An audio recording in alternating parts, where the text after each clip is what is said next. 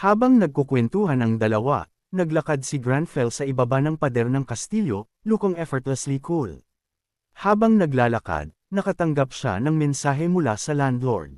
Pagkabukas niya, nakita niya ang isang reklamo.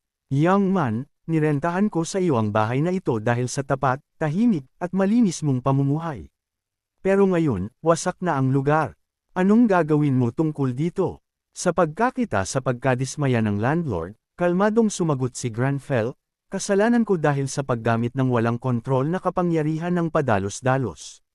I-bill mo na lang ako para sa mga repairs. Ang landlord, na nakaramdam ng kakulangan sa sinseridad, ay sumabog, anong ibig mong sabihin? Pagkatapos mag-message sa landlord, tiningnan ni Granfell ang oras sa kanyang telepono at nag-isip ng seryoso. Damn, buti na lang at nagising ako sa sword energy. Pero kung hindi ko ito na-control, naging malaking sakuna ito. Naalala ni Hoy ang eksena ni Granfell na may hawak na kutsilyo sa kusina na puno ng sword energy at pinagpawisan ng malamig, nag-iisip ng nagmamadali, paano ko mababawasan ang sword energy output.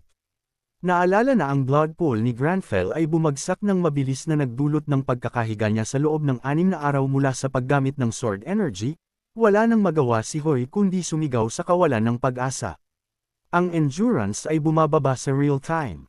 Habang naglalakad si Granfell, naisip niya sa sarili, kahit maghanap ako online para sa sword energy, tungkol lang lahat ito sa mga nobela.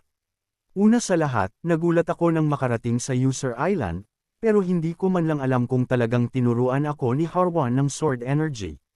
Hindi pa siya nakakarating ng hinarangan ng isang gwardya ang kanyang daan. Teka, pakiusap, tumigil ka riyan.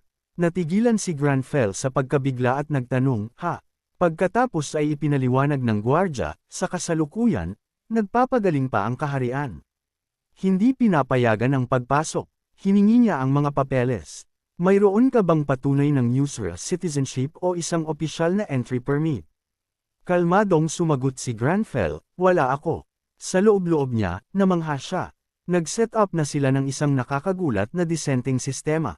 Pagkarinig nito, lumiwanag ang mga mata ng gwardya at nagsabi, kung ganon, hindi ka maaaring pumasok. Paumanhin, pakiusap umalis ka na. Pinag-aralan ni Granfell ang masayang mukha ng gwardya at naisip, kaya, ang mga taong Archena ay lumipat na sa Yusra. Napakaliwanag at masayahin na mga mukha. Sa kabila ng pagiging denied ng pagpasok, nagtanong si Granfell, nandito ako para makita si Harwan.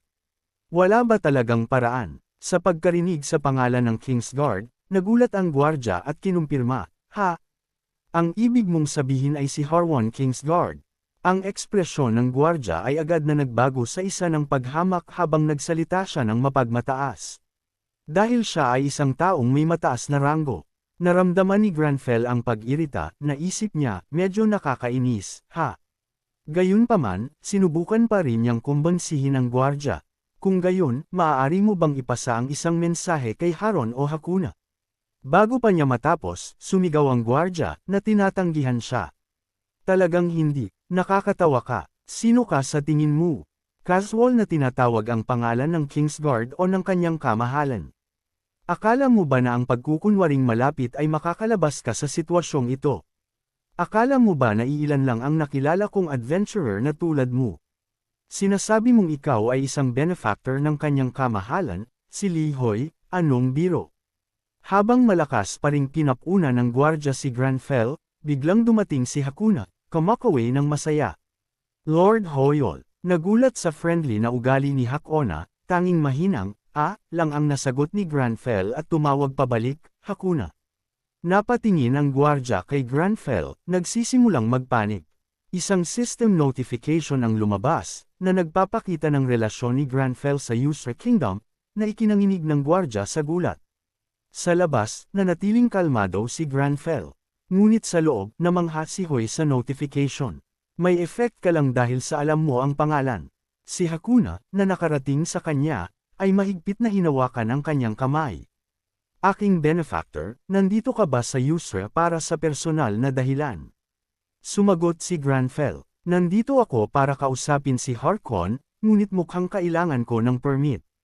Ang mukha ng gwardya ay namutla sa takot sa pagkarinig nito. Si Hakuna, na nagulat, ay nagtanong, isang permit. Ano ang pinagsasabi mo? Ang aking benefactor ay isang tao na may awtoridad na katumbas ng sa akin sa Yusra. Lalo pang nanginig ang gwardya. Idinagdag niya, hindi ka panipaniwala. Nakakita ka na ba ng isang hari na bumibisita sa kanyang sariling kaharian at nangangailangan ng permit? Inihalin tulad ni Granfell ang sarili sa isang high-rankang na sundalo na hinihingian ng mga papeles ng isang rookie na gwardya. Kalmado siyang sumagot kay Hakuna, ganoon ba? Naisip niya sa sarili, naka-account na kanina. Hindi pinansin ang nanginginig pa ring gwardya, nagsimula siyang ma-realize ang kanyang sariling posisyon. Bukod pa rito, mas malaki ang aking awtoridad kaysa sa inaakala ko. Si Hakuna, na mausisa pa rin, ay nagtanong tungkol sa dahilan ng kanyang pagbisita. Kaya, pumunta ka para makita si Harwan para sa personal na dahilan. Nag-alinlangan si Granfell ng bahagya bago magpaliwanag. Samantala, sa kahabaan ng baybayin, nagsasanay ang mga Lionheart Heart Knights. Si Bright, na nangunguna sa drill, ay sumigaw, mga pagkakamali ng lahat. Mali ang poster, tumayo ng tuwid, itaas ang mga espada ng mas mataas. Paano ninyo inaasahang matatalo ang mga demonyo sa lupain ng ganito? Sumigaw ng mas malakas. Sumunod ang mga sundalo, itinaas ang kanilang mga boses habang iniindayog ang kanilang mga espada. Sa pagkakita na mahina pa rin ang kanilang mga sigaw, sumigaw muli si Bright, mas malakas. Sa loob ng Toda, si Kingsguard at Granfell ay umiinom ng tsaa habang nag-uusap tungkol sa mga bagay. Ang matanda ay nagtanong, gusto mong matuto ng sword energy? Anong ibig mong sabihin? Sa labas, ang boses ni Hoy ay nagpatuloy sa kanyang ulo. Outer row number 16. Outer row. Ang bawat pagkakamali ay nagdulot ng malupit na pagsaway ni Bright. Itaas ang espada ng mas mataas, tanga. Ang mga iyak ng mga sundalo ay masakit na umalangaw-ngaw. Samantala, umiinom ng tsaa si Granfell at kumpiyansang sumagot kay Kingsguard. Gusto kong malaman kung paano kontrolin ang aura sa iyong espada. Nag-alinlangan si Kingsguard, kaya, nakita mo ang ilaw na iyon. Kahit pagkatapos ng 10 taon ng pagsasanay, nang walang innate talent, hindi mo ito mararamdaman. Si Granfell, na inilalagay ang tibag, ay kumpiyansang sumagot, wala namang nakakagulat.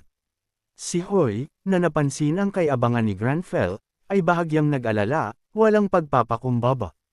Ang taong ito, sa pagkakita sa kanya na sobrang kumpiyansa, bumantong hininga si Kingsguard at sumagot, pero hindi, imposible iyan.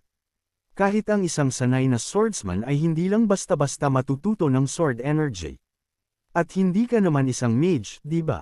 Kahit na maramdaman mo ang sword energy, kailangan mo pa rin ng hindi bababa sa 10 taon ng sword training upang gisingin ito. Bago pa siya matapos, pinutol siya ni Granfell. Mahigpit na sinabi, nagising ko na ito. Tiningnan siya ni Kingsguard, nalito. Ho, ano ang sinasabi mo ngayon? Kalmadong inulit ni Hoy, sabi ko nagising ko na ito. Pagkatapos, sa seryosong tono, idinagdag niya ang kanyang kahilingan. Ang gusto kong malaman ay kung paano kontrolin ang sword energy, Harwan. Natigilan si Kingsguard sa pahayag, pagkatapos ay agad na tinawag si Jessica. Nagulat sa biglaang pagtawag, sumagot siya, yes, Captain. Sa isang inaasahang ekspresyon, iniutos ni Kingsguard, dalhin mo rito ang espada at ang Lion's Oath.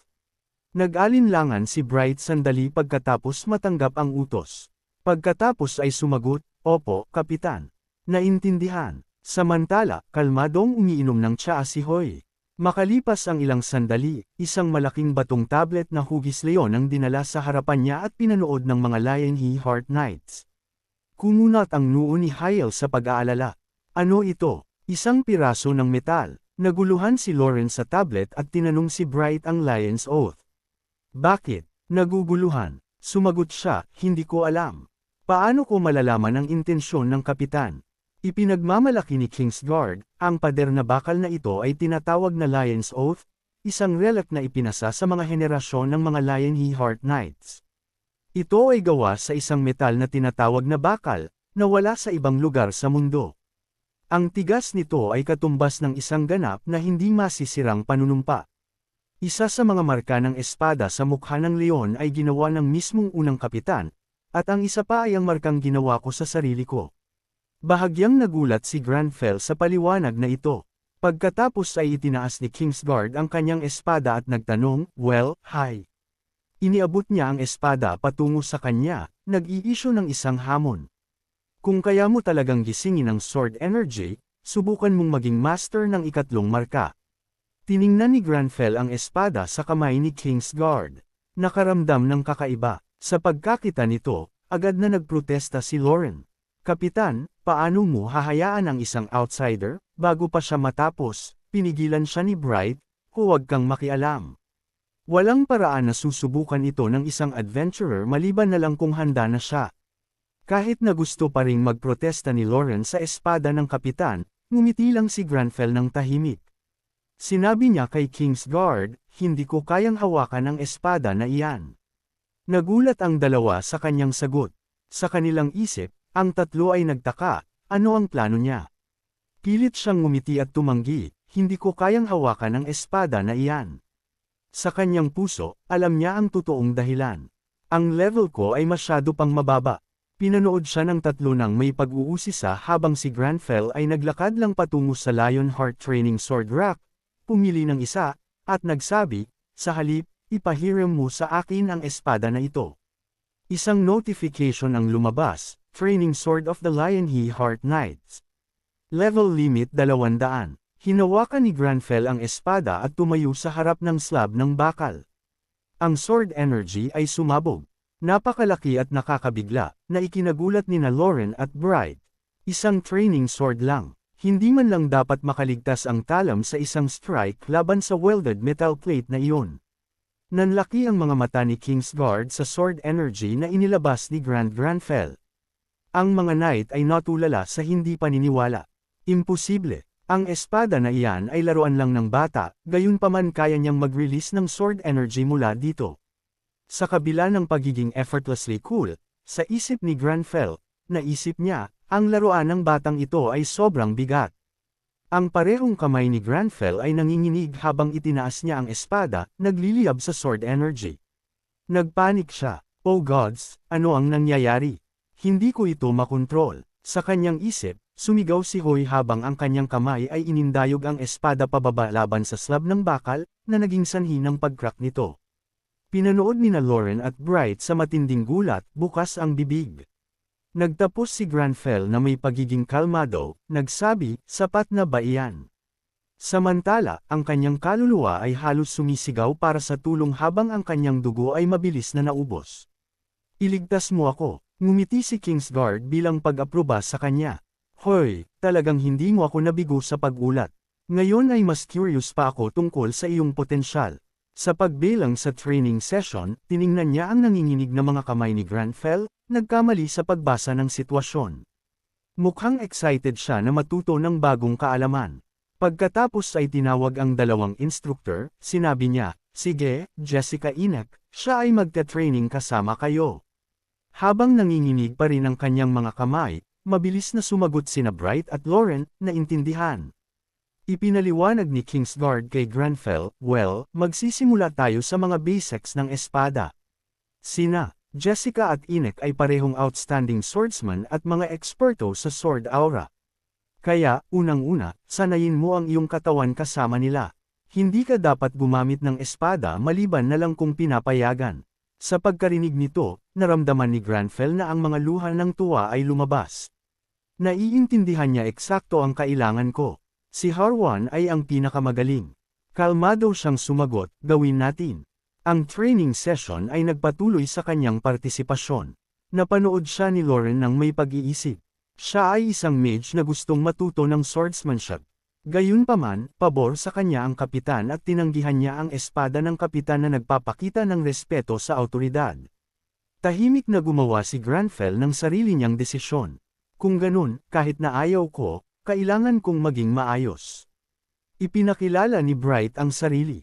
"Ako si Jessica Bright, ang iyong instructor para sa training session na ito. Tandaan, ang Lionheart Knights training ay sobrang rigorous. Ngayon, pumunta ka at magpalit ng iyong training uniform." Ang kanyang mga kaisipan ay iba sa kay Lauren. Kahit na kaya niyang gumamit ng sword aura, mage pa rin siya. Kung hindi solid ang kanyang pisikal na lakas, hindi niya magagamit ang sword aura sa totoong labanan. ay push ko siya sa limit.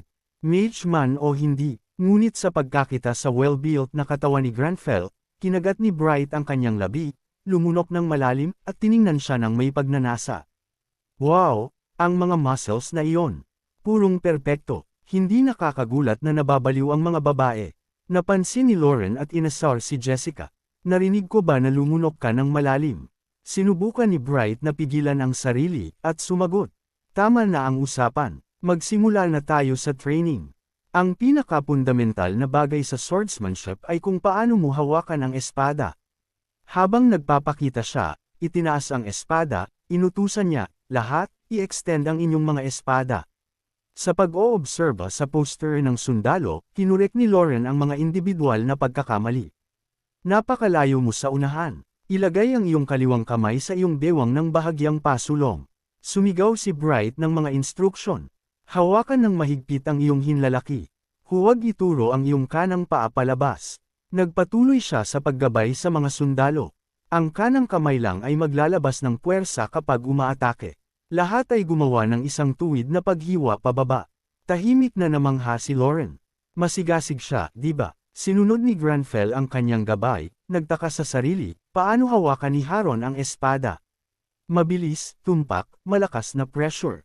Naalala ang mga paggalaw ng espada ni Kingsguard, isinara niya ang kanyang mga mata, nag-focus, at itinaas ang kanyang espada ng mataas. Bigla, bumukas ang kanyang mga mata. Ganito, mukha siyang nabigla at nagsagawa ng isang vertical na paghiwa, nagpapalipad ng buhangin at mga bato. Pinanood ni na Lauren at Bright, natigilan at walang masabi, ang kanilang buhok ay tumayo na parang tinamaan ng kuryente. Lumakad si Lauren, inayos ang kanyang buhok, at nagtanong, "Teka, hoy, paano mo ginagawa iyan?" Kalmado siyang sumagot, "Sinusubukan kong gayahin si Lord Harkon." Sa pagkarinig nito, nagduda siya.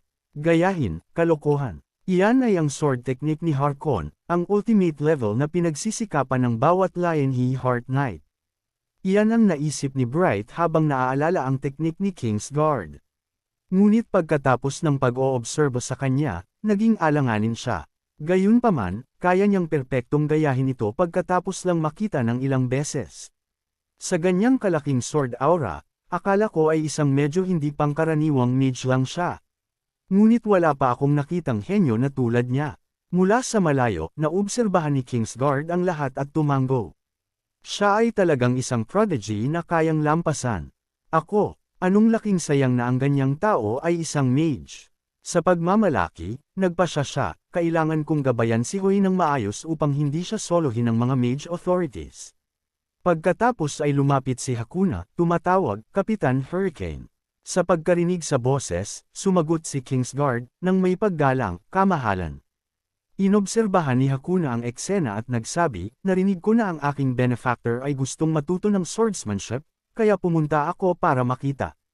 Pagkatapos ay mapaglarong nag-e-evaluate, idinagdag niya, ang beach na ito ay masyadong maraming buhangin.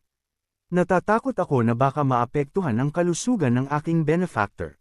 Naging seryoso ang ekspresyon ni Haron at ang kanyang tingin ay lumipad sa mga tao sa likuran niya.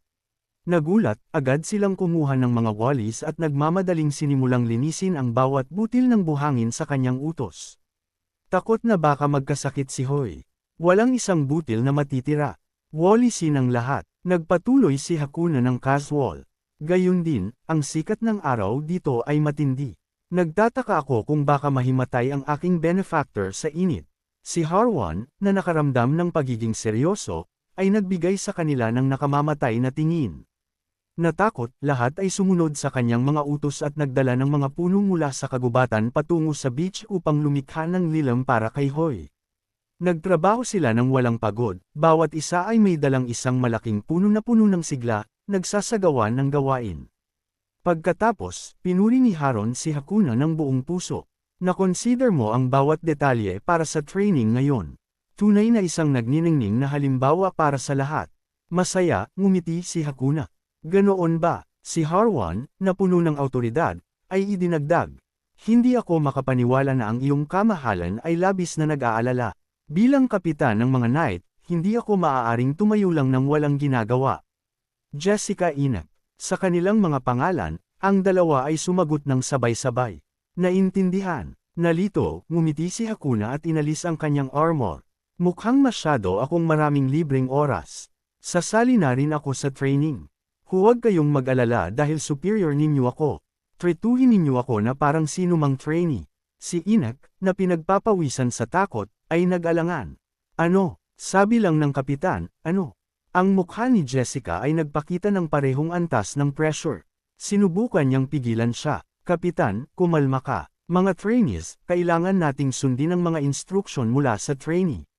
Lahat ay nagsalita. Opo, opo, opo. Si Hakuna, na nakangiti, ay sumenyas patungo kay Granfell. Ano sa tingin mo? Maaari ba akong sumali, sir? Naramdaman ni Hoy ang nakamamatay na intensyon ni Inek at Jessica na nakatuon sa kanya at naisip, kung papayag ako, baka maging isang special criminal ako. Sa labas, kalmadong sumagot si Granfell, syempre, palagi kang welcome. Sa loob-loob niya, tuwang-tuwa siya. Wala akong pakialam, Harwan. Natapos ko na ang mga exercises ko. Maaari ka bang mag-train kasama sina Jessica at Inek? Masayang pumayag si Hakuna. Napakahusay na ideya. Hoy! Sina Jessica at Inek ay nabigla, hindi tulad ni Hakuna, at ngayon ay galit na galit. Naisip nila, ang walang hiya. Ang utos ay sumigaw, ngayon magsimula. Atakehin ako hanggang sa kayo ay makontento. Isang malakas na, naintindihan, ang umalingaw at sa gayon ay nagsimula ang pinaka-hindi komportable na training session kasama ang kapitan ng mga knight. Lahat ay nag-train ng may matinding kaseryosohan. Samantala, sa isang napakalaki at kahangahangang tore, isang kamay ang patuloy na kumakatok sa isang pinto. Isang boses sa loob ang tumawag, pasok. Ito ang Dark Tower, ang laboratorio ni Metisay. Sa loob, isang lalaki ang abala sa trabaho, nang ang isa pang figura, na ganap na nababalutan, ay pumasok. Ang lalaking nakatuon sa kanyang mga gawain ay ang high-level Dark Magic Mage na si Metisay Dean Carl. Siya ang nag-angat sa Dark Magic Order, na dating itinuturing na isang sekta, sa kasalukuyang posisyon nito. Kung hindi dahil kay Marcelo, ang taong ito ay sana ang naging pinuno ng mga Dark Tower Mage. Malamig na tiningnan ni Metisay ang bagong dating. Ano ang nagdala sa iyo rito? Ang nakabalot na figure ay nagpresenta ng ilang mga item. Nandito ako dahil ang ilan sa mga item na hiniling ni Hoy para sa inspection ay may kaugnayan sa dark magic. Kumunat ang noo ni Metisay sa pag-uusisa. Li Hoyle, ang traveler ba na nagtatrabaho kasama ni Marcelo? Sa pagtingin sa mga item na nakalatag sa mesa, nag-isip siya. Oo, ang mga ito ay hindi mga item na madaling makuha. Impure crystals, carp scale silk, at lalo na ang Vampire Count's magic orb. Walang ordinaryong tao ang makakakuha ng mga ito. Sino ba talaga itong si Lihoy? Pagkatapos ng isang sandali ng pag-iisip, dumilim ang ekspresyon ni Metisay. Sa malamig na tono, inutusan niya, magpadala ng message scroll kay Lihoyo. Personal kong iinspeksyonin ang mga item na ito. Sumapit ang gabi, nagpapahiwatig ng pagtatapos ng training session sa Yusra Island. Ang mga mandirigma ay ganap na naubos, bumagsak na parang mga nagugutom na multo. Humiga sila sa kama, pagod, umuungol, at tumatawag sa kanilang mga ina. Gayunpaman, isang kamay ang patuloy na nagsasanay ng walang tigil, walang pakialam sa pagod. Isang system notification ang lumabas. Physical training, 20 km run completed, 1,000 push-ups completed, 500 pull-ups, 465 500s, 300 burpees completed. Sa labas, si Granfell ay patuloy na nagsasanay ng masigasig ngunit ang kaluluwa ni Hoy ay naubos. Dumudugo mula sa labis na pagod, sumisigaw, Granfell, punit na ang mga muscles ko. Pagod na ako. Naabot ko na ang limit ko mula sa training ni Haron kaninang umaga. Naalala niya na kaninang umaga ay walang tigil, hinahabol ang lahat na parang isang baliw. Matagal-tagal na rin tayong hindi nagte-training. Napakaganda, mag-isa pa tayong 100 rounds. Ini-report ng system na 20 km run completed. Hindi tulad ng dati, ngayon ay tinatanggap na siya sa bawat hakbang. Ang kaluluwa ni Hai ay humihinga ng malalim, nagngingit-ngit. Harwan, matandang halimaw ka.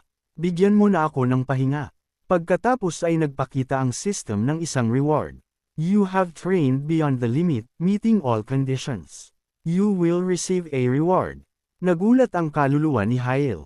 Reward conditions. Sa harap niya ay lumabas ang isang body stat screen. Endurance 35, Agility 37, Mana 126. Lock fantastic. Tuwang-tuwa, naramdaman niya na ang lahat ng pagod ay nawala. Pero Granfell, kailangan ko talagang matulog. Sa sandaling iyon, napansin ni Granfell ang isang ibon na papalapit na may dalang scroll. Ang scroll ay binuksan, at isang boses ang nagpakilala. Pagbati, ako si Metisay Din Carl, isang high-level mage ng Dark Tower. Nandito ako upang i-report sa iyo, Lihoy, ang mga resulta ng inspection ng iyong mga item. Parehong si Granfell at ang kaluluwa ni Hoy ay tumingin ng may kaunting pagkabigla. Naisip ni Granfell sa sarili, tama, iniwan ko ang mga item na ito sa Dark Tower para sa inspection. Sa isang seryosong ekspresyon, sinabi niya, pakiusap, magsimula ka na. Nag-presenta si Mates ng mga resulta. Una, ang Vampire Counts Magic Orb. Unique Grade Level 400 Cap. Isang sphere na puno ng dugo ng vampira. Kapag sumabog ang dugo, nagdudulot ito ng pinsala sa mga kalaban. Ang Vampire Counts Magic Orb ay isang magical tool na ginagamit ng mga demonyo, isang rare item. Nais ko itong arkilahin para sa pananaliksik. Maingat na nag-isip ang kaluluwa ni Hyle. Ang level cap nito ay 400, kaya hindi ko rin ito magagamit. Maaari ko itong gamitin mamaya para maibalik ang metal. Actually, mas maganda pa iyon. Ang ekspresyon ni Granfell ay malamig na sumagot. Pinapayagan kitang arkilahin ito. At paano ang ibang mga item? Nagpatuloy si Metisay. Ang Impure Crystal Unique Grade no Level Cap, isang high-grade na Impure Crystal na nagpapanatili ng kadalisayan ng mga Esmeralda. Kinukumpirma ng inspection na ang epekto nito ay para sa life restoration kapag tinamaan. Angkop bilang alahas. Ang Carp Scale Silk Unique Grade Novel Cap. Kapag inilapat sa craftang, pinapataas nito ang consistency sa harmony attribute, pinapataas ang evasion probability, at nag-u-unlock ng aesthetic stats. Katulad nito, maaari itong gamitin sa paggawa ng item. Maaari ko rin bang arkilahin ang Carp Scale Silk? Sa pagkarinig nito, nag-cruise ng braso si Granfell at nag-isip. Aesthetic stats. Hindi ko pa narinig ang ganyang bagay. Ano ba talaga iyon? Kumunot ang noo ng kaluluwa ni Hyle sa pag-iisip, curious. Kailangan kong makita sa sarili ko. Pagkatapos ng isang sandali ng kunwaring pag-iisip, gumawa si Granfell ng desisyon. Hindi ko maaaring payagan na arkilahin mo ang Carp Scale Silk. Gusto kong gamitin ang Impure Crystal para sa alahas at ang silk para sa mga panyo. Nakikinig si Metisay, ang kanyang ekspresyon ay hindi nababasa. I see. Gayunpaman, kung balak mong gumawa ng marami, maaari kang kumita ng malaki. Ang kaluluwa ni Hyle ay nagpakita ng isang proud at determinadong pose. Oras na para gamitin ang mga kasanayan sa negosasyon na natutunan ko noong opisina pa ako. Dahil ito ang aking unang order, gusto kong i-evaluate muna ang kalidad bago magdesisyon. At dahil hindi ako pamilyar sa mga kakayahan ng Dark Tower, pakiusap, gawin mo ang mga ito sa pinaka-epektibong paraan upang maipakita ang iyong buong potensyal. Biglang inabot ni Granfell ang scroll at tinawag, Mates Din Carl, na ikinagulat niya. Suot niya ang kanyang pinakakul na ekspresyon, bahagyang nakangiti ng hindi talaga nakangiti. Gusto ko ang pinakamagandang resulta anuman ang halaga. Ito ay nagdulot ng pagbaluktot sa kaluluwa ni Hoy sa pagkadismaya. Sino ang humingi niyan? Kahit na alam nating lahat na sobrang yaman ni Granfell, kumislap ang mga mata ni Metisay. Ang pinakamagandang resulta, anuman ang halaga, ngumiti siya, naisip sa sarili. Lihoy, hindi nakakagulat na pinili siya ni Marcelo. Talagang nakakabighani. Pagkatapos ng isang sandali ng pag-iisip, sinabi lang niya, naintindihan. Ang kaluluwa ni Hoy, naganap na naubos at walang buhay na parang isang 70 taong gulang na lalaki. Nagbulong, sige, tapusin na natin ang usapan dito. Hindi ko na kaya, kailangan kong matulog. Humiga siya sa kama, mahimbing na naghihilik kasama si Granfell. Iniiwan si Metisay na magpatuloy sa pagsasalita ng mag-isa. Nang ma-realize ni Metisay na tulog na si Hoy, nagalit siya sa pagkadismaya. Teka, Lee Hoyo, damn it, natulog siya, hindi ko siya guguluhin. Umalis siya, iniiwan ang isang mensahe na dahan daw ang lumalabas sa scroll. Hihintayin kita sa Sky Garden. Ang buong mensahe ay nagsasaad, hihintayin kita sa Sky Garden. Nang may paggalang, inaanyayahan kitang pumunta at makipag-usap sa akin.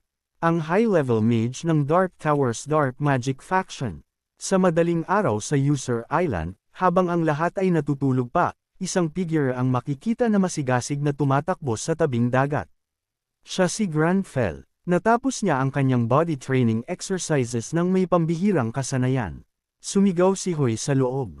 Nagsisimula na akong masanay sa routine na ito. Bigla, isang maliit na kwago ang lumabas, may dalang isang piraso ng parchment sa kanyang mga kuko. Tumawag ito, Lihoy.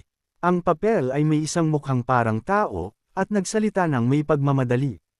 Medyo nag-alala ako dahil hindi ako nakarinig mula sa iyo mula pa kagabi, kaya pumunta ako para mag-check. Humihingi ako ng paumanhin kung ang mensaheng ito ay abala. Nagulat si Hoy. Hoy, anong mensahe? Kalmadong itinaas ni Granfell ang isang kilay. Mensahe. Lumabas na ang isang note ay ipinadala kaninang umaga. Nagbulong si Granfell ng may kaunting pagsisisi. Hindi ko nakita ang mensaheng ito. Sinasabi, hihintayin kita sa Sky Garden. Nang may paggalang, inaanyayahan kitang pumunta at makipag-usap sa akin. High-level mage of the Dark Towers Dark Magic Faction Metise Dean Carl, mula sa kabilang panig ng parchment. Ang boses ni Metise ay dumating. Sa kabutihang palad, hindi mo pa nababasa ito dahil ang appointment schedule ay nagbago ng bahagya. Taos puso akong inaanyayahan kang makipagkita sa akin sa Sky Garden bukas ng hapon. Sumagot si Granfell ng malamig. Masyadong mahirap. Si Metise ay mukhang medyo nag-alala. Busy ka ba kung gayon? Paano bukas sa tanghali? Ang sagot ni Granfells ay nanatiling matatag. Mahirap pa rin. Buntong hininga si Metise, tila may na-realize. Parang na-assemble ni Metise. Naiintindihan ko na. Ito ay isang pagsubok. Si Lihoy, ang unang research partner ng isang High Dark Tower Mage, ay sinusubukan ang kagandahang asal at kagandahan ng isang senior mage. Ang senior mage ay umatras ng bahagya, ngunit hindi naghintay si Granfell na matapos siya. Agad siyang sumagot, teka, masyadong mahirap, ipinaliwanag niya. Sa ngayon, kailangan kong mag-focus sa paghasa ng aking swordsmanship. Wala akong oras na sasayangin sa mga pribadong pulong. Naramdaman ni Metise ang awkwardness. Kung gayon, kailan ba magiging maginhawa? Palagi akong handa na tanggapin ka, Lihoy. Nag-isip si Granfell sandali. Ang umaga ng sa makalawa. Mga isang oras dapat ay okay. Sa pagkarinig nito, huminga si Metise ng may ginhawa. Sa wakas, maraming salamat. Tiningnan ni Hoy si Granfell ng may matinding pagkadismaya. Plano mo na pala talaga na pumunta sa Dark Tower para magpatuloy sa research sa oras na iyon at ngayon ay nagpapanggap ka pang mapagbigay. Lumipad ang kwago na may dalang mensahe. Si Metise ang High Mage ay hindi nakalimutan na paalalahanan siya ng, very well. Magkikita tayo kung gayon. Hihintayin kita. Sa malapit sa ilalim ng lilim ng isang puno, naobserbahan ni Haron ang lahat at ngumiti ng malambot. Sa daytime training session sa Yusra Island, lahat ay nakatuon sa paghasa ng kanilang swordsmanship. Kinurek ng instructor na si Inek ang kanyang mga estudyante ng matalas. Panatilihing matatag ang iyong dulo ng espada. Ilagay ang lahat ng iyong puwersa sa iyong mga braso at atake. Ang mga estudyante ay sumagot ng sabay-sabay. Naintindihan. Sa isang sulok ng training ground, dahan-daang lumapit si Haron kay Granfell. Itinaas niya ang isang kilay. Ano ito? Ipinaliwanag ni Harwon ng may pasensya. Hayaan mo akong ulitin. Hindi kita maaaring personal na turuan. Hoy! Naguluhan si Granfell. Anong ibig mong sabihin? Sumagot si Harwan ng casual. Sinasabi ko ito ng literal. Ang iyong skill level ay umabot na sa yugto ng enlightenment sa pamamagitan ng aktwal na labanan. Nagblink si Granfell sa pagkalito. Aktwal na labanan. Sa isip ni Hoy, nanginginig siya. Aktwal na labanan. Pero isang araw pa lang akong nagte-training. Si Granfell, na may mukhang puno ng konsentrasyon, ay tumingin sa itaas, at nagtanong, talaga bang iniisip mo yan? Hinikayat siya ni Hone. Hoy, minamaliit mo ang sarili mong kakayahan. Kung gusto mo bang subukan ang iyong skill sa espada na iyan sa sarili mo? Sumagot si Granfell ng malamig. Sige, sa loob-loob niya, naisip niya. Hindi ko alam kung ano ang inaasahan niya, pero kung hindi ko ito makokontrol tulad kahapon, mapapagod ako kaagad. Kailangan kong mag-focus. Bigla, may naisip siya. Teka, ano, ba talaga ang sword energy? Iba ito sa magic na pinag-aralan ko dati. Sino man ay maaaring matuto nito, anuman ang kanilang propesyon. Pagkatapos ng linya ng pag-iisip na iyon, tila natuklasan niya ang isang katotohanan. Naramdaman ko ito, isang agos na iba sa mana ang dumadaloy sa aking katawan. Kung makokontrol ko ang agos na ito na parang mana, gagawin ko. Ngumiti si Haron. Eksakto, hindi ako nagkamali. Si Granfell ay hindi tulad ng isang ordinaryong tao. Sa isang biglaang kislap, ang espada ni Granfell ay kumikinang ng maliwanag na asol. Iyon ang sword energy. Sa pagkakita nito, na-realize ni Hoyo, nakuha ko. Ang sword energy ay isang uri ng magical power. Kapag pinagsama sa probing at intervention, nagiging stable ito. Lumapit si Harkon, nagdagdag ng paliwanag. Ang stable na swordsmanship ay nagmumula sa dedikasyon at pagsisikap. Kahit na nilaktawan mo ang training kahapon, nagsanay ka sa sarili mo kaninang umaga. Walang dahilan na hindi mo makontrol ang sword energy. Pagkatapos ay bigla niyang hinawakan si Granfell sa balikat. Ang excitement ay nanggagaling sa kanya. Ang pag-uusap pa rin tungkol sa sword energy ay maaaring mahaba. Sa totoo lang, ikaw ay isang ipinanganak na swordsman. Ang mas malapit na nakukuha ni Hartcom, mas nagpupumigla si Granfell na panatilihin ang kontrol. Hoy, ano sa tingin mo? Gusto mo bang sumakay sa walang katapusang paglalakbay ng isang swordsman kasama ko? Nanginginig ang isip ni Hoy. Hoa, nakakatakot siya. Oh my God! Agad siyang tumalikod. Internal resistance. Oras na para umatras ng mabilis. Tinanggihan ni Granfell ang alok ni Haron, na ikinalungkot ng matandang lalaki. Patawarin mo ako, ngunit wala akong intensyon na ilaan ang aking buhay sa bawat espada. Ang tono ni Granfell ay matalas, puno ng determinasyon. Kung ang isang espada ay lumitaw sa landas, kailangan kong lakarin. Kung gayon, iyon ang magiging landas ko. Sa pagkarinig sa sarili niyang mga salita ng malakas, umungol si Hoy sa loob sa kahihiyan. Manahimik ka na, lumiwanag ang mood ni Harwon. Si Granfell ay talagang nabubuhay sa aking mga inaasahan. Kumaway siya ng masaya, sana ay makita kita sa dulo ng landas na iyon. Tinalikuran siya ni Granfell. Oras na para magpalit ng damit at umalis na. Ang iba pang mga trainees na nakarinig ng usapan ay nag-interes. Ang susi sa pinakamataas na swordsmanship ay dedikasyon. Bigla, parang lahat sila ay na-inject ng adrenaline. Ang enerhiya ng lahat ay tumaas. Ito ay nag-iwan sa mga instructor na sina Inek at Jessica sa awkward na posisyon. Mukhang nagkamali sila sa pag-intindi. Pero hayaan na lang natin, bulong ni Jessica. Sa loob, siya ay nag-aalangan. Sa tingin ko, wala pa akong naririnig na nagmaster ng sword energy sa isang araw lang. Si Hoyo ay talagang henyo sa isang ganap na kakaibang antas. Ang kanyang pag-aalala ay lumalim. Ang galing nila ay sobrang layo. Kahit na mag-train kami hanggang sa maubos kami, hindi namin ito maaabot. Gumawa siya ng isang tahimik na panunumpa. Hindi, isa rin akong proud na swordswoman. Isang araw, lalaban ako sa tabi nila. Hindi lang si Jessica, kundi pati si Inek ay nagbahagi ng parehong kaisipan. Si Hoy ay hindi maabot. Ngunit bilang kapwa swordsman, dala namin ang pride at karangalan sa aming mga puso. Tulad ni Jessica, ang kanyang determinasyon ay nag-alab. Ako ay isang swordsman ng karangalan din. Isang araw, tatayo ako sa tabi nila. Sa pagkakita sa lahat na ganoon ka-motivated, ngumiti si Harwon sa kasiyahan. Ipinikit niya ang kanyang mga mata, naramdaman niya ang isang alon ng ginhawa. Ang espiritu ng lahat ay tumaas. Matagal na rin akong hindi nakaramdam ng ganitong kasiyahan sa pagkakita ng isang henyo na nanginginig ang mundo sa paligid niya. Samantala, si Granfell ay naglalakad ng walang direksyon sa kagubatan. Nanunood si Hoy ng may pag-aalala, nag-iisip. Sabi ni Haron, ang lugar na ito ay maaaring gamitin para sa training pero hindi ko maiwasan ang pag-aalala. Mayroon bang low-level na halimaw dito para subukan ang aking mga bagong skills? Kahit isang level M demonic deer, siguro. Bigla, naramdaman ni Granfell ang nalalapit na panganib. Agad niyang pinataas ang kanyang pagiging alerto. Mula sa loob ng mga halaman ay lumabas ang isang puting leopardo, ang kanyang balahibo ay may batik-batik na parang itim na tinta.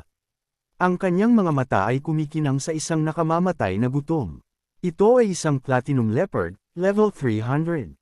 Agad na sinubukan ni Huy na i-activate ang kanyang skill, ngunit dahil hindi niya nakita ang anumang demonic na presensya, ang kanyang natural enemy na kakayahan ay hindi na-trigger. Sumigaw siya sa gulat. Damn it! Sabi ko, isang deer, hindi isang freakang leopard. Tiningnan niya si Granfell, na level 226 lang, at umungol sa kawalan ng pag-asa, 74 levels ang agwat sa chart. Baliw ba kayo? Ang takot, gayunpaman, ay tila wala sa bokabularyo ni Granfell. Malamig niyang inasar ang hayop. So proud ng iyong mga puting fangs, ha? Lawless monster ka. Agad niyang hinugot ang kanyang espada, inactivate ang kanyang sword energy, at na-trigger ang kanyang noble pride mode. Tuturuan kita ng leksyon, masamang nilalang ka. Sa pagkakita sa sitwasyon na nangyayari sa isang paraan na hindi niya inaasahan, nagpanik si Huy. Ano ba ang ina-activate niya? Hindi man lang iyan ang skill na alam ko. Samantala, sa isa pang bahagi ng kagubatan, ang mga bangkay ng mga halimaw ay nakakalat sa lupa, ang dugo ay nagkulay pula sa daan. Ang bawat isang kapas-palad na nilalang ay pinatay ng isang tao lamang. Ang taong iyon ay si Keith, kapitan ng isang Dark Mercenary Squad na may 10th miyembro, 9 sa kanila ay nawawala na ngayon. Kailangan niyang hanapin ang kanyang natitirang mga kasama. Sa pag-scan sa lugar, bumulong siya, saan nagpunta ang lahat? Bakit ang daming halimaw? Nagkamali ba kami ng daan? Bigla, nakita niya si Granfell na nakikipaglaban sa isang malaking hayop sa malayo. Agad siyang nagtago para mag-obserba. Iyan ay isang platinum leopard at isang taong gumagamit ng sword energy. Sa pagkakita kay Granfell, nagmura siya sa ilalim ng kanyang hininga. Damn it, masama ito. Kung kaya niyang gumamit ng sword energy, siya ay isang medyo promising na traveler. Ngunit ang kalaban niya ay isang platinum leopard. Ito ay isang native predator ng User Archipelago. Sinuri ang sitwasyon, mabilis na gumawa ng desisyon si Keith. Kalimutan mo na, bumagal na rin ako dahil sa takot na harapin ang isang leopardo. Mas maganda na makarating ako sa kaharian habang inaasikaso ng taong ito ang hayop na iyan. Ngumiti siya, paumanhin, traveler, mayroon akong pangako na dapat kong tuparin sa aking mga kasama. Naalala niya ang kanyang panunumpa. Dark Mercenaries, mag-regroup sa user sa loob ng 3 araw. Pagkatapos masummon mula sa Archena patungong Earth, magtatapos ang aming miserable na buhay. Magsisimula tayo ng bago sa mga user gold mines. Sa pagkakita ng pagkakataon, mabilis siyang sumulong ng masaya, naghamang sa sarili. Kung makakakuha ako ng teritoryo sa Yusra, maaari akong bumalik sa pagiging isang noble. Hintayin mo ako. Ang noble life ay hindi malayo. Samantala, si Huy ay malapit nang mawalan ng bait. Hinaplos niya ang kanyang buhok, ang panik ay sumakop sa kanya, ang kanyang isip ay desperado. Sira na ako, kahit na may sword energy, ang level difference ay 74. Hindi tulad ng huling insidente, hindi ko matrigger ang natural enemy skill ko ngayon. Bumulong siya ng desperado, Hakuna, pakiusap bumalik ka bilang isang great sin isa pang beses. Sa ngayon, kailangan niyang i-maximize ang pag-iingat, isang careless na galaw, at agad siyang tutuklawin. Parehong 10 si Granfell at Huy. Pero hindi tayo maaaring maghintay ng habang buhay. Kumpara sa dati, medyo mas maganda. Pero ang sword energy ay nag-iiwan pa rin sa atin ng kakulangan sa endurance. Bigla, isang kislap ng intuit ayon ang tumama sa kanya. Siyempre, tulad ng Phantom Tiger, kung gagamitin ko ang magic upang harangan ang attack path nito, sa pag-iisip na iyon, gumawa si Granfell ng isang matibay na desisyon. Wala nang pag-aalangan, ngayon na ang oras upang subukan ang lahat ng itinuro sa akin. Pagkatapos ay kunin mo ang espada ng katarungan, bulong ni Hoyo ng may pananibik, naramdaman ang isang kirot sa kanyang puso. Kung hindi mo sisigawin ang linya na iyan, mayroon bang taong papatay sa iyo? Ang Platinum Leopard ay sumulong, ang mga kuko ay nakalabas, tina-target ang puti ang buhok na binata. Handa na si Granfell na harapin ito ng harap-harapan. Halika, Bagaman si Granfell ay nag-assume ng isang battle stance, si Hoy ay natigilan sa panic. Hindi, mamamatay ako. Mamamatay ako. Riri, walang paraan na maibabalik ko pa ang insurance ng ganito. Bumuhos ang luha sa kanyang mukha. Mama, Papa, sisters, sorry, everyone. Ang pangit na si Hoy ay mauuna. Bigla, huminto siya, nanlaki ang mga mata sa kung ano ang nangyari sa kanyang harapan. Teka, ano? Sa isang iglap, ang leopardo ay natalo na ni Granfell. Nagulat, bumulong siya. Ang leopardo, bakit ito gumagalaw na parang pagong? Si Hoy ay tumayo sa harap ng bumagsak na hayop. Walang natural enemy skill, 74 levels ang agwat, at isang atake lang ang kinailangan. Naisip niya nang may pagkamangha. Ito ba ang kapangyarihan ng sword energy? Pagkatapos na talunin ang isang formidable na kalaban, nagpakita si Granfell ng purong coolness. Hindi man lang sapat para mag-pump ang dugo ko. Sa panunood sa energy levels na kapansin-pansing bumababa. Si Hoy ay natahimik, natulala. Hindi ka panipaniwala, kailangan niya ng pahinga. Sa araw ng appointment sa Sky Garden, naghintay si Metisay sa kanyang distinguished na bisita, isang bakas ng pagkabalisa ang kumislap sa kanyang mukha. Lihoyol, ang traveler na kinikilala ni Marcelo. Sana ay makakuha ako ng ideya kung anong klaseng tao siya. Isang biglaang kalabog ang nag-anunsyo ng pagdating ng isang tao. Si Granfell ito. Bahagya siyang pile, ang kanyang mga hakbang ay mabigat at sinadya. Sa isang mababa, matatag na boses, nagtanong siya, ikaw ba ang high-rankang na wizard na si Metisay Din Carl? Agad na sumagot ang wizard. Oo, ako si Metisay Din Carl, isang senior wizard ng dark magic discipline. Ikaw siguro si Lihoyl. Sinuri niya si Granfell ng tahimik, naramdaman na parang ang mismong lupa ay nanginginig sa ilalim ng bawat hakbang ng binata. Tunay na isang pambihirang individual. Sinuklian ni Granfell ang pagbati ng may kagandahang asal. Oo, isang karangalan na makilala ka, Metisay Din Carl. Sa unang tingin, mukha siyang kalmado, ngunit sa loob ay nasa bingit siya ng pagbagsak mula sa pagod. Ang mga alaala ng frenzied na labanan laban sa mga hayop ay nananatiling buhay sa kanyang isip. Naramdaman niya ang kanyang enerhiya na bumabagsak. Destiny. Ang mga muscles ko ay sumisigaw. Labis kong ginagamit ang sarili ko, iniindayog ang espada at nag-channel ng sword energy. Nanginginig ang katawan ko. Halos hindi ako makatayo. Tinipon ang bawat lakas upang sugpuin ang sakit. Humakbang siya ng pile at nagtanong, so, ano ba ang kailangan mo sa akin? Sumenya si Metisay ng may formal na kagandahan, inaanyayahan ang kanyang bisita na umupo. Una, pakiusap umupo ka. Bigla, ang itim na singsing sa kamay ni Metisay ay kumikinang na may kakaibang maitim na ilaw. Natigilan siya, nagulat sa phenomenon. Isang singsing na sumusukat sa sensitivity sa dark magic. Naging itim na itim ito sa isang iglap. At hindi pa ako nakakita ng ganitong lalim na itim. Ang kanyang pag-uusisa ay tumaas. Ano ba ang nakatago sa loob ng taong ito? Ang ekspresyon ni Granfell ay humigpit ng may pagdududa, habang si Hoy, ang kanyang espiritu ay halos maubos, ay pinilit ang sarili na sumunod. Bakit siya nakatingin sa akin ng ganyan? Kalimutan mo na, umupo ka na lang bago ako bumagsak. Naalala ni Metisay ang kanyang sariling nakaraan noong wala pa siyang nakakamit na anumang mahalaga. Siya ay binansagan at tinamaan sa lupa ng isang kaklase na nanunuya at nagsabi, "Oh no, Metisay, sorry." Hindi pinansin si Metisay na nakahiga sa sahig ng may kahihiyan. Ang mapagmataas na kaklase ay sumigaw ng malakas, "Gaano ka ba ka-careless?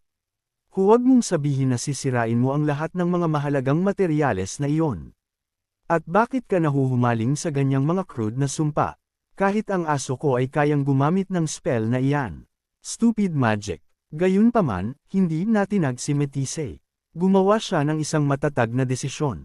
Makakamit ko ang kadakilaan. Isang malawakang kilalang spell na sinamahan ng isang kakaibang sinumpa na incantation. Ginagawang bukas na panunuya. Tatatalikuran ba ito ng isang tunay na scholar? Hindi. Ipapakita ko sa mga tanga na ito ang tunay na halaga ng magic na ito. Isang araw sa lecture hall ng Magic Academy, tumayo si Metisay sa harap ng isang grupo ng mga estudyante na nagpepresenta ng kanyang pananaliksik sa dark magic. Pinagsama niya ang teorya sa praktikal na demonstrasyon, na nagpapatunay sa kanyang punto. Sa isang sapat na dami ng magical energy, maaaring buhayin ng isang hayop na parang buhay ito. Gumagamit ito ng isang uri ng magic na iba sa standard na mga spells na kayang solusyonan ang mga problema na hindi kaya ng conventional magic. Bigla, ang kanyang mga salita ay naputol ng isang malakas na sigaw. Kalokohan! Ang boses ay nagmula sa mga senior professors na nakaupo sa harap na hilera, ang kanilang mga mukha ay puno ng galit. Anong klaseng kalokohan ito dito mismo sa ating sagradong akademya? Paano mo nagawang dalhin ang ganyang kabalbalan sa conference? Alisin siya kaagad. Umalis ka, Matisse. Sa wakas, nawala ka na sa katinoan. Sa pagkarinig nito, sinubukan niyang ipaliwanag. Huwag ninyong baliwalain ito. Tingnan ninyo ang esensya nito. Ang mga problema na hindi kayang solusyonan ng conventional magic. Ngayon ay may kakayahan akong lutisin sa pamamagitan ng intersection ng worldviews. Sa pagkakita kay Matisse na nagpatuloy sa kanilang itinuturing na kabaliwan, ang mga dissenting professors ay bumaling sa headmaster. Master, hindi mo na kailangang makinig pa. Pakiusap gumawa ka na ng desisyon. Kahit na gaano kakahalaga ang diversity, hindi ito katanggap-tanggap. Hindi pinansin ang kanilang mga protesta, ang matandang headmaster ay ngumiti lang ng may kabaitan. Matisse Dean Carl, binigyan mo ba ng pangalan ng magic na ito? Ang mga dissenters ay napasinghap. Grandmaster, kahit si Matisse ay nagulat. Sa lahat ng mga sumasalungat na boses, tanging ang headmaster lang ang handang makinig. Pinatatag niya ang kanyang sarili at inihayag, ngayon ay sabik na siyang magsalita tungkol sa anak ng kanyang isip. Mula sa sandaling ito, tatawagan ko itong dark magic. Pagkatapos nito, ang dark magic ay ginamit din ng iba pang mga wizard. Ngunit ang kaluwalhatian nito ay hindi nagtagal. Naramdaman ni Matisse ang isang malalim na kawalan ng pag-asa, nakakulong sa pagkadismaya. Damn it, akala ko ay kayang lutisin ng dark magic ang intersection ng worldviews. Isang buong taon na ang lumipas at ang pananaliksik ay walang ginawang progreso. Sa wakas, isang taon mamaya, dahil sa intersection ng worldviews, lumabas ang Dark Tower sa Earth.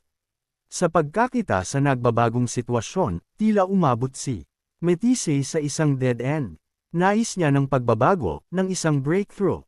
Malinaw, dapat ay may paraan upang pigilan ang intersection na ito. Pero hindi ko ito kayang gawin ng mag-isa. Nalulunod ako sa kawalan ng pag-asa, sinisira ang sarili ko dahil hindi ko mapigilan ang pag-converge ng mga mundo. Ngayon sa pagkakita kay Grenfell, isang kislap ng pag-asa ang nag-alab sa loob niya. Gayunpaman, sa labas ng Archena, hindi ko inaasahan na makahanap ng isang taong may ganyang kalaking dark magic. Naisip niya, kasama siya, magkakaroon ako ng kapangyarihan upang sirain ang bawat limitasyon sa aking pananaliksik sa dark magic. Kalmadong umupo si Grenfell, humigop ng isang sariwang tasa ng tsaa at malamig na nagtanong sa senior wizard na nakatayo sa kanyang harapan, high-ranking wizard Matisse Dean Carl, may kaugnayan ba ang ilaw sa iyong singsing sa paksa ngayon? Maaari akong maglaan ng isang oras para sa iyo. Ha, masyadong cool na. Tila na-realize ni Matisse na medyo hindi siya magalang at mukhang nagsisisi sa sarili. Patawarin mo ako. Ang mga singsing na ito ay sumusukat sa sensitivity ng isang tao sa dark magic. Sa madaling salita, sinusukat nila ang talento ng isang tao para sa dark magic. Ngunit ito ang unang pagkakataon na nakita ko itong kumikinang ng ganoong kalalim, purong itim. Itinaas ni Grenfell ang isang kilay. Dark magic. Parang pamilyar iyan. Ipinaliwanag ni Matisse. Ito ay isang uri ng magic na iba sa mga spells na karaniwan mong ginagamit. Agad siyang nag-channel ng enerhiya at ipinakita ito mismo doon. Kung ang conventional magic ay isang kapangyarihan na ipinahayag sa pamamagitan ng exploration at intervention sa magical energy ng isang tao, kung gayon ang dark magic ay gumagamit ng kadiliman sa loob bilang isang source ng magical power. Ito ay parang isang kakaibang self-contained na enerhiya. Tiningnan niya ng matindi si Grenfell. Ang dark magic na ito ay hinuhubog ng isip ng isang tao, lalo na ang kanilang nakaraan. Ang mas malalim at mas madilim na nakaraan ng isang tao, mas malakas ang enerhiya ng kanilang dark magic. Nanginginig si Matisse habang ang isang realization ay tumama sa kanya.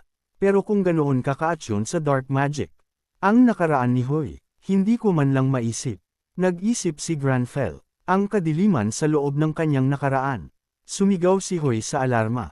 Alam niya, pinag-uusapan niya ang madilim kong nakaraan. Nakakahiya, ito ang uri ng magic na hinuhusgahan ang kasaysayan ng isang tao. Huminto siya, pagkatapos ay naisip, hindi, imposible. Dahil ito sa setup ni Granfell.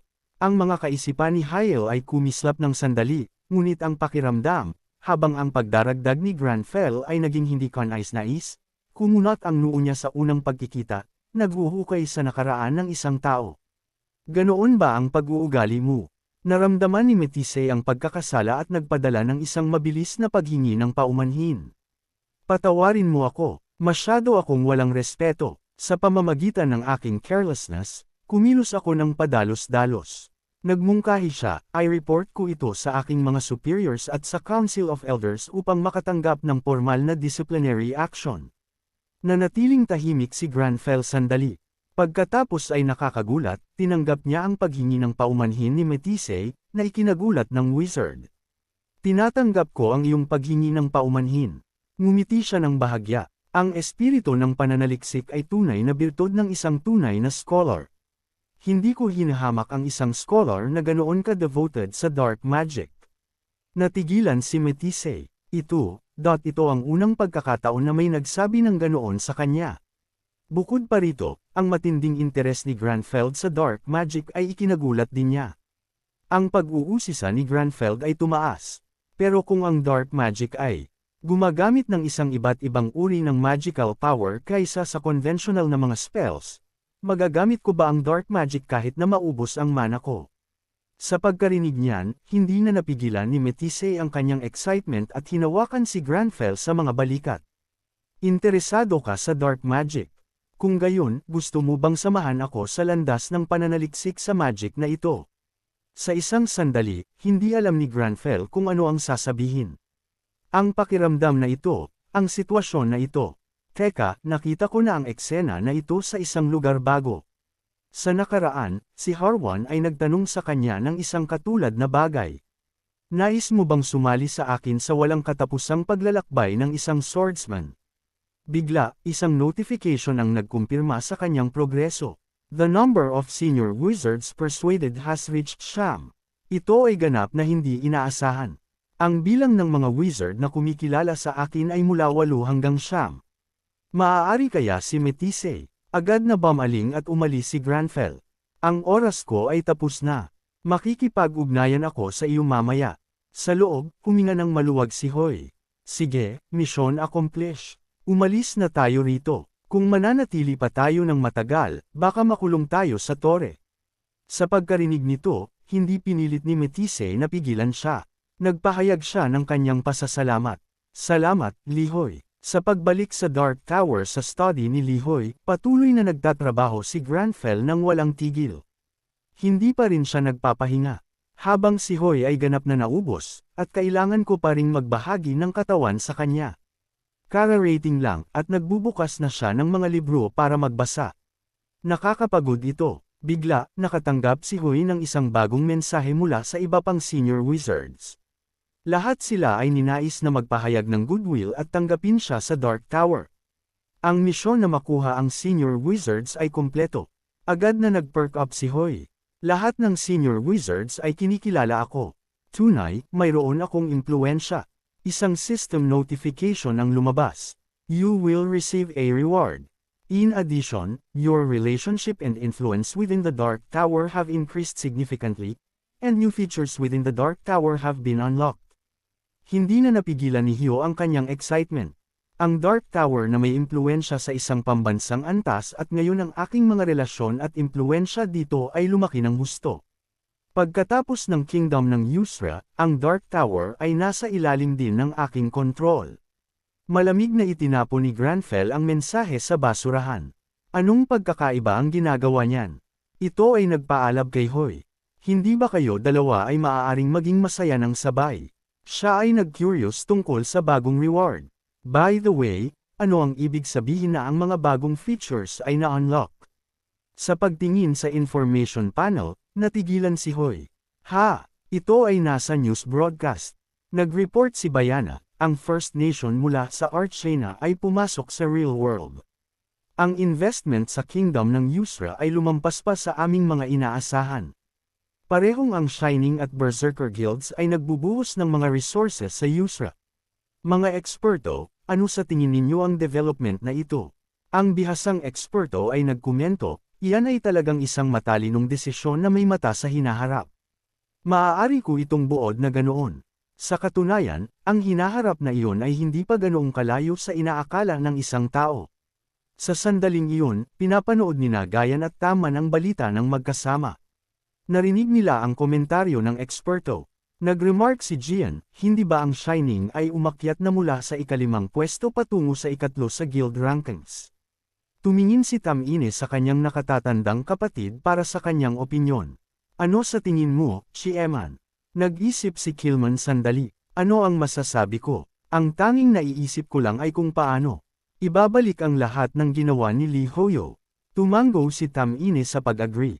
Eksakto. Salamat kay Lee Hoyen kaya tayo nasa posisyong ito ngayon. Naalala niya ang nakakatakot na mga kaganapan na kinasangkutan ng kanyang nakatatandang kapatid.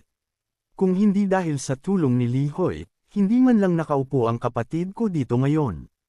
At bukod pa rito, si Hoy ang nagmungkahi na ang Shining Guild ay mag-invest sa Kingdom ng Yusra.